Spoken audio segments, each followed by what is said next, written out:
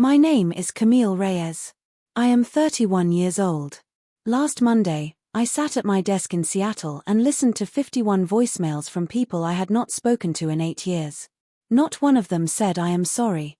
Every single one said the same 2 words. 8 years ago I left my mother's house with $180, a backpack, and a coat that was too thin for the weather. My family told everyone in our town that I was troubled, that I had made choices they could not support, that they were heartbroken. They were not heartbroken. They were inconvenienced. And they would have stayed perfectly comfortable if my cousin hadn't typed my name into a search engine last month. Before I tell you what those 2 words were and what I did with them, take a moment to like and subscribe if this story is reaching something in you. Drop your location and the time in the comments. I want to know where you are tonight. Now let me take you back to Christmas 2017, the night the floor gave out. Mill Haven, Indiana. Population just under 5,000. The kind of town where the same families have occupied the same pews at the same church for 3 generations and everyone's reputation is managed collectively like a shared bank account. Christmas at the Reyes house meant my grandmother Carmen's tamales on the counter from 4 in the morning, my uncle's truck in the driveway by noon, and my mother Rosa at the center of everything, orchestrating the day the way she orchestrated every day, with total authority and zero acknowledgement that other people existed independently of her plans. I was 23, working double shifts at a diner called Pepper's on the highway and taking online business courses 2 nights a week, paying for them $14 at a time from my tip money because I could not afford the full semester upfront. My cousin Isabella had just been accepted to a graduate program at Indiana University on a partial scholarship. My mother had driven to Bloomington to see the campus. She had not driven 20 minutes to see me graduate from my high school equivalency program 2 years earlier. At the Christmas table, my mother stood and raised her glass. To Isabella, who makes this family proud every single day. 14 people raised their glasses. I raised mine. Nobody asked what I was doing. Nobody asked about the courses or the savings or the fact that I had paid off my car in 8 months by working 6 days a week. I was furniture. Familiar, functional, invisible. I waited until after the meal when the kitchen needed clearing, which was always when I was most useful and therefore most ignored, and I asked the question I had been holding for 3 weeks. Mom, I wanted to ask about Abuela Carmen's savings account. The one she set up for education. The kitchen went quiet in the way that kitchens go quiet when something has been said that everyone in the next room is also suddenly very interested in. My mother set down the dish she was holding. She looked at me and then at the doorway and then back at me. Her voice when it came was warm and measured in the way of a person who has decided exactly how this conversation is going to go before it began. Camille, this is Christmas. I know. I just wanted to ask. She tilted her head. She always tilted her head before she reframed something. You have been under so much stress, Mija. We worry about you. We have all been worried. I said I was fine and that I just had a question about the account. She said, you always do this. You find the one moment when everyone is together and you create tension. My Uncle Victor appeared in the doorway. Everything okay in here? My mother pressed her hand to her chest. She is fine. She is just going through something. I was not going through something. I was standing in a kitchen asking about a savings account my grandmother had established for her grandchildren's education and which my grandmother had specifically told me about 2 years before she passed. $1,200 each, she had said. For school. For your future. Nobody can touch it but you. Somebody had touched it. I did not know that for certain yet. But I knew the silence in that kitchen. I had heard it before at other tables over other questions. The silence that means the answer exists and is being withheld. I excused myself. Said I needed air. Went to the backyard and stood in December cold and breathed until my hands stopped shaking. Through the window I could see my mother talking to Victor, her hand moving in the particular way it moved when she was managing a narrative. Shaping something. Building a story with her hands. I went back inside, washed the rest of the dishes, said goodnight to everyone, drove home to my apartment, and sat at my kitchen table until 2 in the morning thinking. I should tell you who I am because it is the foundation of everything that follows. I am a logistics coordinator. I have been working in supply chain management for 6 years and I am currently regional operations manager for a distribution company called Hartwell Pacific that serves the Pacific Northwest. I am precise about systems. I notice when something is missing from a process. I follow things to their source. These are qualities my family spent my entire childhood finding inconvenient. I grew up in the Reyes house on Cedar Street as the middle child between my older brother Marco and my younger sister Valentina. Marco played varsity soccer. Valentina did dance. My mother attended every practice, every performance, every awards banquet. I ran cross-country and placed third in regionals my sophomore year. My mother sent flowers with a neighbor because she had Marco's tournament that weekend. I told myself this was just how busy families worked. I kept telling myself that for years, right up until the moment I stopped. I sent birthday cards to everyone, always on time. I drove 4 hours to help my aunt move when her back gave out and she could not lift boxes. When the family furnace failed 2 winters in a row, I found the repair company and paid the diagnostic fee both times from my tip money. When Marco's wife needed someone to stay with their newborn so she could attend a doctor's appointment, I took a personal day and drove down without being asked. I was never thanked in any specific way. I assumed that being dependable was the same as being loved. It is not. I know that now. 2 weeks after Christmas, I called my grandmother's lawyer. His name was Mr. Castillo, a small practice in Millhaven, an older man who had done Carmen's paperwork for 40 years. I explained who I was. He remembered me. He said he was glad I had called. He said he had been wondering. The education account had been established 8 years before Carmen's death. $1,200 for each of her 4 grandchildren, held separately, requiring each beneficiary's signature for withdrawal. My signature, he said carefully, appeared on a withdrawal form dated 14 months after my grandmother's death. I told him I had never signed any such form. I had not been contacted. I had not received anything. A long pause. Miss Reyes, he said, I am going to need to pull the file. He called me back the next day. The signature on the withdrawal form did not look like the one on the original beneficiary designation she had signed in his presence years earlier. He said this quietly, with the tone of a man who had just confirmed something he had hoped was wrong. The $1,200 had been withdrawn by my mother and deposited into a household account 3 months after Carmen died. I thanked Mr. Castillo. I saved the call in my phone log. I went to work and said nothing. That night I packed a backpack with what I needed most.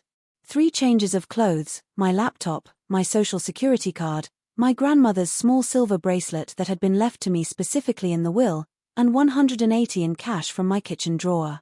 I wrote one note and left it on the kitchen table of the apartment I had been renting, the apartment my mother had a key to, the apartment she entered without asking when I was at work, the apartment where things sometimes moved or disappeared and she said she had just been tidying up.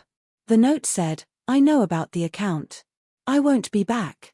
I bought a bus ticket to Seattle because a woman I had met briefly at a logistics conference 6 months earlier had handed me her card and said call me if you ever want to try something different.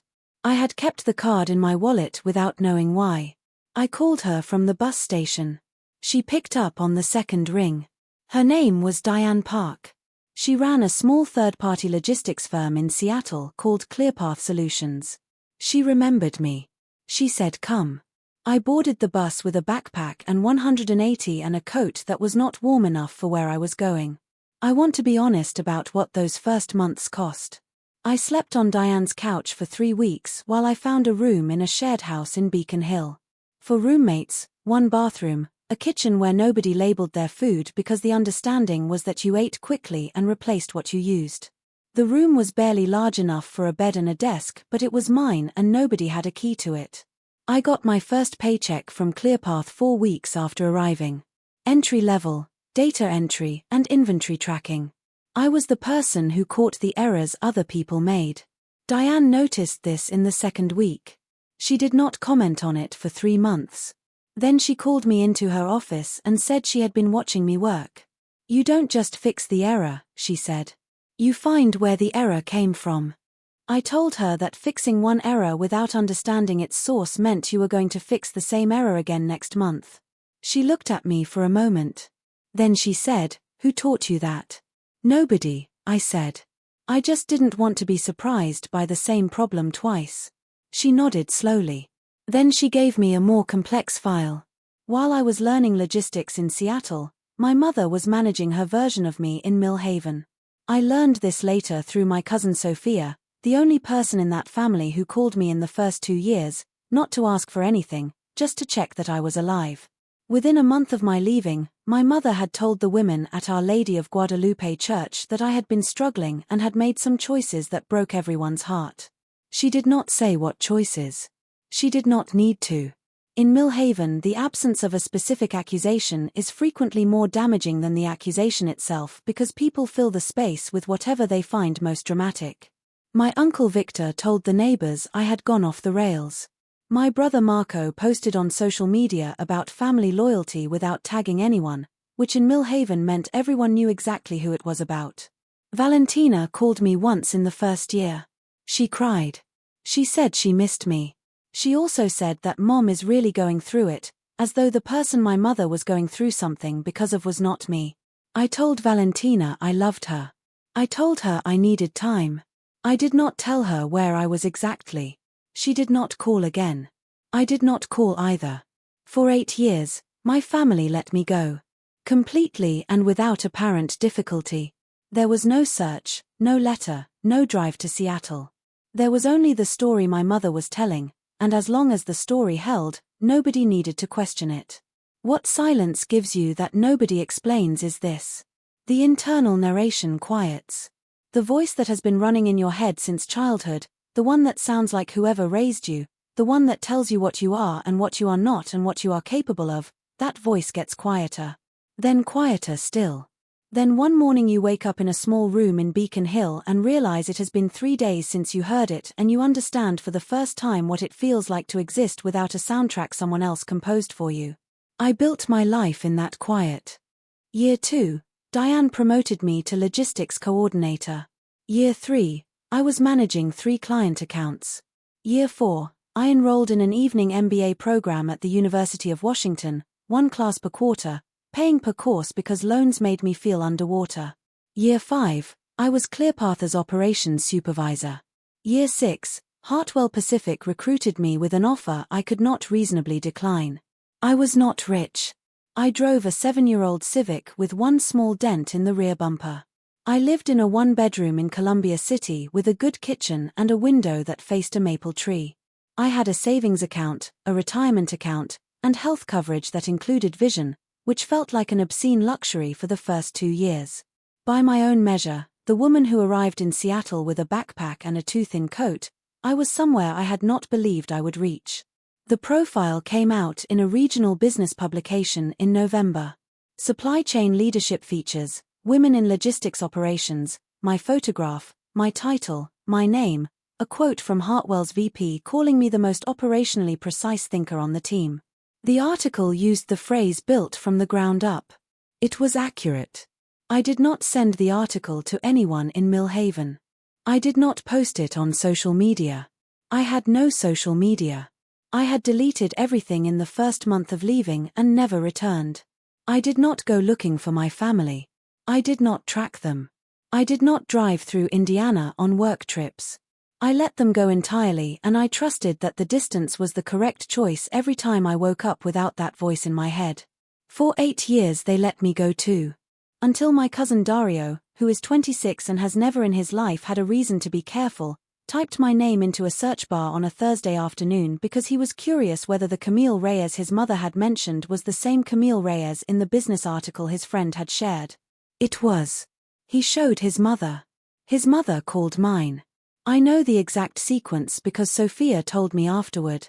She said my mother went very quiet when she heard the title. Regional Operations Manager. She said the quiet lasted for almost a full minute. Then she said, "That cannot be right." Then the calls started. I was in a planning meeting with 3 colleagues when my phone began vibrating in my pocket. I ignored the first 4. I checked it during a break and saw 14 missed calls from Indiana area codes, some I recognized, some I did not. By the time I drove home that evening I had 51.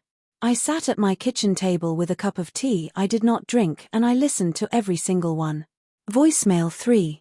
Marco. Casual, almost bored with it, as though 8 years were a long weekend. Hey, Cam. It's your brother. So I hear you're doing well out there. That's good. Good for you. Hey, listen, I've got a situation with the soccer program I'm coaching and I need someone to co-sign a facility lease. Just a formality. Call me back. Voicemail 9. My mother. The voice she uses for formal occasions. Controlled, warm at the surface, precise underneath. Camille. This is your mother. I want you to know that this family has never stopped thinking about you. We love you. Whatever happened between us, family is family. I hope you will call us back. We need to talk. Voicemail 17. Valentina. Crying, genuine, which made it the most complicated one to hear. Camille, I miss you so much. I know things were bad. I know you had your reasons. But Marco really needs this and Mom is stressed and we just need the family together right now. Please call. Voicemail 29. Uncle Victor. Gruff, quick. Camille, it's Victor. I don't know what the situation is between you and your mother, but family takes care of family. Call her. Voicemail 44. Marco again. The casual tone was gone. Look, I need an answer on the lease by the end of the week. I know you're busy. 5 minutes. That's all I'm asking. 51 voicemails. I counted them the way I count inventory discrepancies. Precisely and without emotion because the number is the number. Not one apology. Not one sentence that began with I was wrong or we should not have. Every single message arrived at the same destination eventually. Help me. Help us. We need. Come back because it is useful now. I called my only actual contact in that family. Sophia. She picked up in 2 rings. They found you, she said before I could speak. Yes. She exhaled. How bad are the messages? 51. No apologies. Silence. I'm sorry, Camille. You have nothing to be sorry for. You were the only one who called in the first 2 years. I should have done more. I should have asked more questions about what happened instead of just accepting what your mother said. What did she say? I asked it flatly, not as a question exactly. More as an opening. Sophia told me. The version of me that existed in Millhaven for 8 years. A girl who had made poor choices. Who had broken the family's heart. Who was somewhere out there hopefully getting the help she needed. The last part was what bothered me most. Hopefully getting the help she needed. Pressed into service the same way my mother had learned to press things into service, as a prayer that functioned as a verdict. I thanked Sophia. I told her I was going to need some time before I responded to anyone. She said she understood. Then she said one more thing. Your mother is chairing the Millhaven Heritage Dinner this spring. The big one, the one at the hotel. They're bringing in a speaker on community business development. She paused. I don't know if that means anything to you. I said I would think about it. I sat with the phone in my hand for a while after we hung up. 3 days after the voicemails, an email arrived in my professional inbox. The one listed on the Hartwell Pacific website. From an address I recognized as my mother's because she had been using the same one since email was invented. Subject line, your family, Camille. After everything this family sacrificed for you, you cannot return a phone call. I want you to know that I have been defending you to people in this town for 8 years. I told them you were getting yourself together. I protected your name. I protected your reputation. And this is the gratitude we receive. You were always the one who made things difficult. I always hoped you would grow out of it. Call your brother. He needs your help. That is the least you can do. I read it twice. Saved it to a folder. Did not reply. The next morning a connection request arrived on LinkedIn from Marco. I accepted it out of reflex and then immediately saw the message he had attached. Great to see you're doing well. I knew you had it in you. Hey, quick thing. That lease cosign I mentioned. It's a pretty standard agreement. I can send the paperwork this week. Would mean a lot to the program. Would mean a lot to the family. would mean a lot to the family. I screenshotted everything. The email, the LinkedIn message. Not for legal purposes, not yet. For myself. For the mornings when my body's memory of that family would be stronger than my mind's record of it, and I would need something to hold that was truer than the ache. That same week I received a call from a conference organizer in Indianapolis. A regional business and community development summit. They were curating their speaker lineup, and someone in their network, they did not say who, had passed along my profile. Would I be interested in speaking on supply chain resilience and regional economic development? The conference was in Mill Haven. I sat with that information for several minutes. Then I called the organizer back and said yes. I want to be careful here about what I say and what I do not say. I did not accept the speaking engagement as a plan. I accepted it because it was a legitimate professional opportunity in my field. Whatever happened after that was a consequence, not a design. But I also knew that the conference was in Mill Haven.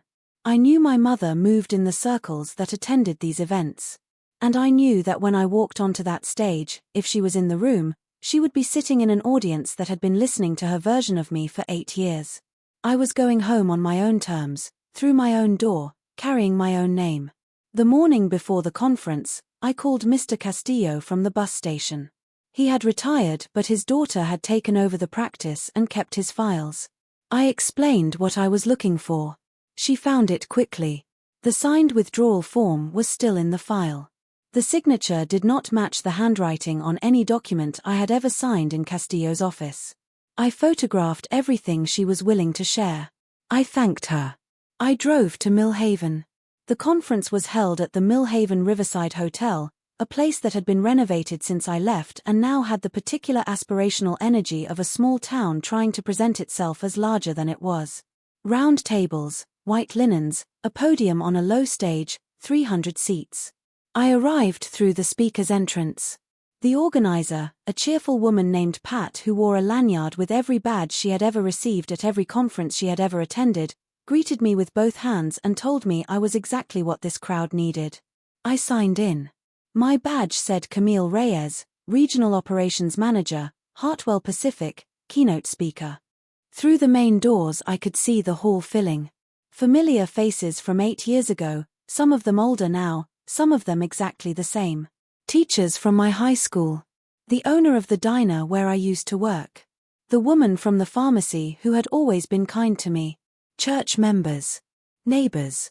And at a table near the center, for people I did not need to look closely to identify. My mother in a deep red blazer, the kind she wore to events where she wanted to be seen. My father sitting beside her in the careful quiet he had maintained my entire life. Marco and his wife across from them. Valentina next to Marco, checking her phone. They had no idea. The conference chair opened the program at 6:30. Welcome remarks, sponsor acknowledgements, a brief overview of the evening's agenda. Then she stepped back from the podium. Our keynote speaker tonight works in regional operations and supply chain development. Her career trajectory represents exactly the kind of resilience and professional growth this summit celebrates. She is Regional Operations Manager for Hartwell Pacific and has been recognized in regional business coverage for her leadership in logistics systems. Please welcome Camille Reyes. Applause. I walked out from the side entrance and toward the podium. The spotlight was warm and precise, the way spotlights always are, the way I have learned to be. I adjusted the microphone. I looked out at 300 people. At the center table, I watched my mother's face go through 4 distinct expressions in approximately 2 seconds. Recognition. Disbelief. Recalculation. And then the one I knew best, the one she reserved for moments when the audience was watching, the composed and gracious expression that meant the interior was doing something entirely different. My father set down his water glass. Marco stopped speaking mid-sentence to whoever he had been speaking to. Valentina looked up from her phone and her mouth opened and closed once without producing sound. The applause continued for a moment and then settled. Good evening, I said into the microphone. Thank you for having me. I gave my keynote. 22 minutes on supply chain resilience, specifically the lessons that small regional economies can learn from distribution systems, the importance of redundancy, the cost of single points of failure, what happens when the infrastructure that everyone assumes will hold does not hold. I spoke about arriving in a new city with limited resources and what that teaches you about identifying what is essential and what is simply familiar. I spoke about building systems from necessity rather than preference. I spoke about the specific value of people who check the math twice. I did not name my family. I did not gesture toward their table. I did not position any part of my speech as a response to them. I did not need to. When I finished, the room stood. Not everyone, but most of the room, the standing ovation of people who have heard something that confirmed what they already suspected about what it is possible to build when you start from very little. My mother did not stand. She sat at the center table with her hands folded on the white linen and her face arranged in an expression I had never seen on her before. It was the expression of a woman whose story has just developed a significant continuity error in front of 300 witnesses. The networking portion was mineral water and small plates and the organized chaos of people redistributing themselves across a room after a shared experience. I was speaking with the conference chair when I became aware of my mother moving through the crowd toward me. She moved the way she always moved in public, with purpose and the suggestion of warmth, greeting people on the way, touching an arm here, a shoulder there. She arrived at my side with a smile I recognized as the one she deployed for audiences. Camille. She opened her arms. What a wonderful surprise. I did not step into the embrace. Hello, Mom. The smile held. Around us, people were close enough to hear. She knew it. I knew it. You should have told us you were coming. We would have been better prepared. I had no reason to tell you, I said. This is my job. Her voice dropped. That speech was about supply chain resilience. People are going to think. I did not name anyone. If people drew their own conclusions, I am not responsible for their conclusions. Marco appeared. His voice carried the specific energy of someone who has rehearsed a version of this conversation and is unhappy that the version happening does not match the one he prepared. Cam. So this is what you've been doing. He said it in the tone of someone who expected credit for acknowledging it. I have been doing this for 6 years, yes. He looked at me. So the least thing. I have read your voicemails, Marco. All 51 of them. No one asked how I was. No one said they were sorry. Everyone said the same 2 words. His jaw shifted. What 2 words? Help me, I said. He did not say anything. My father materialized on my mother's other side. He said my name once, quietly. Camille. He looked at me with the eyes of a man who has been standing next to something for a long time and is only now looking directly at it. I nodded at him. Dad. He said nothing else. He did not have words yet. He might never have them. But he looked at me differently than he had at any Christmas table in my memory. He looked at me the way you look at something you have been walking past for years and have finally stopped to actually see. Valentina reached me last. She was crying, the genuine kind, the kind she produced as a child when something hurt that she could not explain.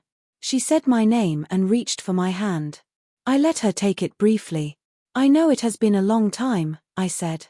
I should have called more, she said. I should have asked more questions. Yes, I said.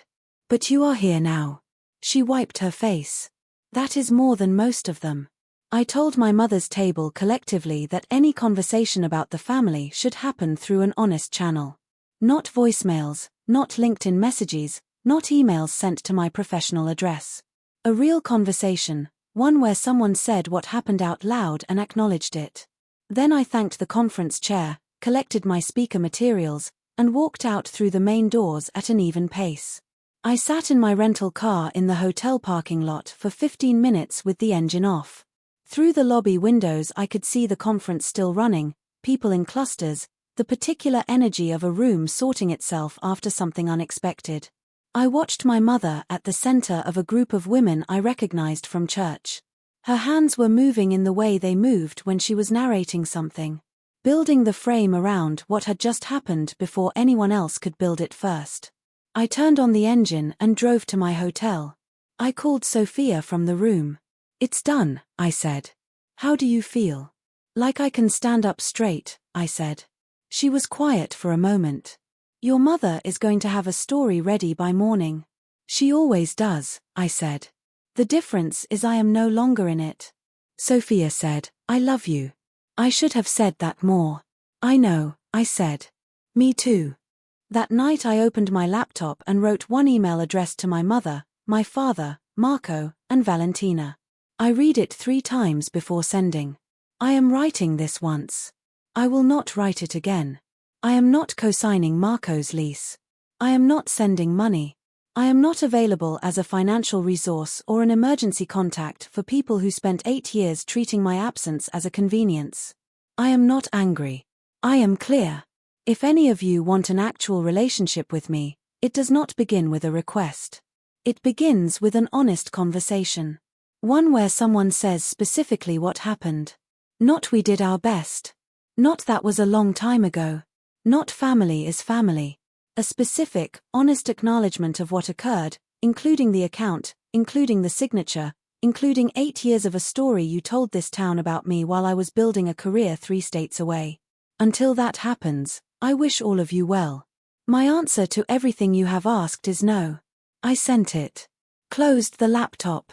Lay in the hotel bed and listened to the Millhaven dark, which was quieter than Seattle dark, full of a different kind of silence. Not peaceful exactly, but mine. A week after the conference, I drove to Mr. Castillo's old office and met with his daughter, Maya, who had kept everything. I reviewed the documents carefully. The statute of limitations on the financial matter had long passed. There was nothing legally recoverable. I had known this before I drove there. I went anyway because I wanted to hold the original documents in my hands. I wanted to see my grandmother's handwriting on the original beneficiary form, the careful script of a woman who had been deliberate about everything she left behind.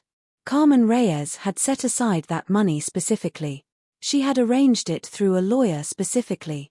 She had told me about it specifically, sitting at her kitchen table, holding both my hands, telling me this was for my future and nobody could touch it but me. Somebody touched it. And the thing my mother had not understood, the thing none of them had understood when they built their version of me into a cautionary tale for Millhaven, was that the money was not the point. The money had stopped being the point 8 years ago. $1,200 was 45 shifts at Pepper's Diner. I had worked that back in a month my first year in Seattle. The point was the architecture. The point was that what my mother had done to the account was exactly what she had done to me. She had simply decided that what I was holding was hers to redirect. That my name on something did not make it mine if she found a use for it elsewhere. I looked at my grandmother's handwriting for a long time. Then I thanked Maya and drove away. 2 weeks later I called the financial aid office at the University of Washington. I had been thinking about this for a while and had finally landed on what I wanted to do. I set up a small annual scholarship for students who were financially independent from their families. Not estranged, the form did not ask why. Just students who were carrying the cost of their own education without family support. Who were paying in small increments. Who were working double shifts and losing sleep and checking the math twice because nobody else was going to. I named it the Carmen Reyes Educational Award. The university published a brief announcement. My name, my grandmother's name, a short description of the award criteria. I sent the link to no one. I simply let it exist in the world the way my grandmother had let that account exist, quietly, on the right paper, in the right place, doing the right thing without requiring anyone's approval. Let them Google that. Marco called twice after my email. I did not answer either call. He sent a text on the second day. This is not how family works. I saved it. Did not reply. My mother sent an email 48 hours after mine. It was 4 paragraphs. The first said she had been defending me for years. The second said she had sacrificed things I would never understand. The third said I was breaking this family. The fourth said she hoped I would reconsider before I damaged something that could not be repaired. There was no apology in any paragraph. There was not a single sentence that said I was wrong. There were 4 paragraphs of reframing and not one word of accountability. I filed it in the same folder as the first email. Did not reply. Valentina sent a text 3 days after the conference. Just one line. I looked you up after you left. I had no idea, Camille.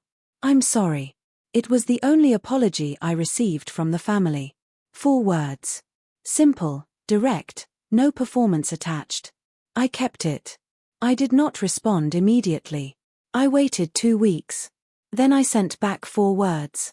Thank you. Call sometime. She did call. Twice in the following month. The first call was awkward and a little formal, the call of 2 people who have been strangers for 8 years trying to remember the people they were before that. The second call was better. She told me things about her life. She asked about mine. She did not bring up the lease or Marco or my mother's email. She just talked to me like I was a person she wanted to know. It was the first time a member of my family had done that in longer than I could accurately calculate. My father's letter arrived 5 weeks after the conference. Paper envelope, his handwriting on the front, careful and slow the way handwriting is when a person is not accustomed to writing letters. Camille. I do not know if I have the standing to write this. I stayed quiet for 30 years and I stayed quiet for 8 more and I do not have a good explanation for either of those things. You deserved someone who chose you out loud and I was not that person. I have thought about what I should have done at every dinner table and every Christmas and I do not know if I can fix it. But I wanted you to know that when you walked onto that stage I felt something I recognized even though I have not let myself feel it in a long time. I was proud of you. I have always been proud of you. I was just not brave enough to say so when it would have cost me something. I am sorry, Camille. That is the most honest sentence I know how to write. I read it 3 times. Put it in the drawer where I kept the things I was not ready to answer yet. Not because I was punishing him. Because I needed time to understand what I wanted to say and I was done rushing myself for other people's comfort. 3 months after the conference I am in my kitchen on a Sunday evening in June.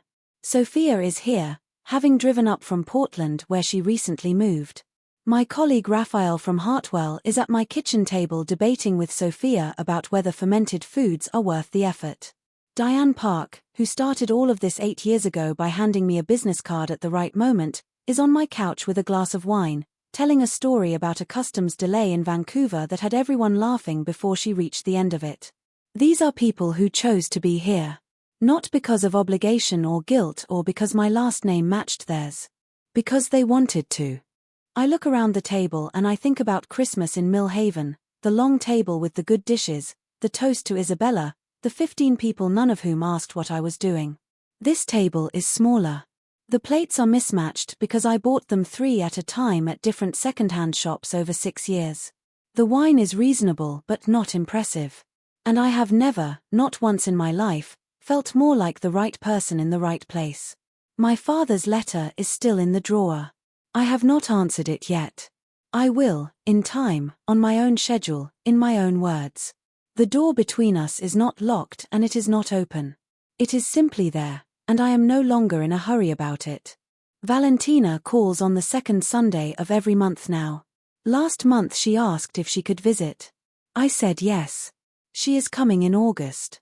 I am not sure what it will be. I am letting it be whatever it is going to be without deciding in advance. Marco has not reached out since the text I did not answer. My mother has not written again since the email I filed without replying to. I do not know what either of them will do next. I have found that I am genuinely unbothered by not knowing. This is new for me. For most of my life the uncertainty of what they would do next was the weather I lived in.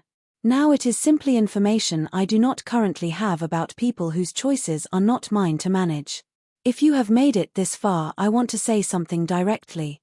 If you recognize any of this, the role of the one who disappears from the family photos while others are centered, the voicemails that only come when a name has become useful, the 2 words that arrive in every message and are never the right 2 words, I want you to know something clearly. You are not the problem they described. You are the person they could not control, so they described you as a problem. Those are different things and it matters that you know the difference. The 2 words my family had for me when they found me were help me. The 2 words I had needed to hear were I'm sorry. Those are not the same sentence and you do not owe anyone the first until they have given you the second.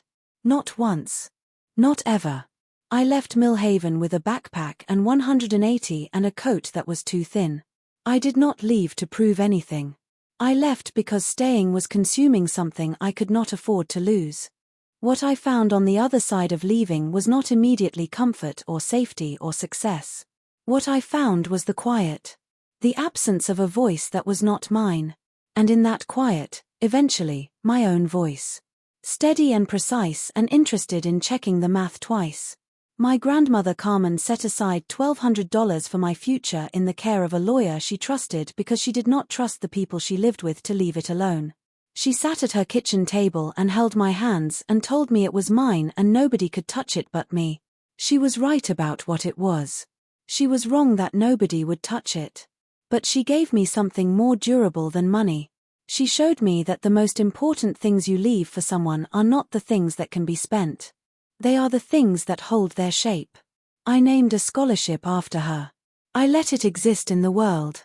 I did not need anyone's permission to do that and I did not ask for it. She would have liked that. She was precise about things that mattered and she did not waste words on things that did not. I try to be the same way. My name is Camille Reyes. I am 31 years old. And the most valuable thing I have built is not a career or a title or a savings account. It is the silence I can finally hear myself in. If this story meant something to you, I have a question I want you to sit with. If your family reached out tomorrow after years of nothing, what do you think the message would say? Help me or I'm sorry. Tell me in the comments. I read every one. Thank you for staying. Share this with someone who needs it. Subscribe so the next story finds you. I will see you then.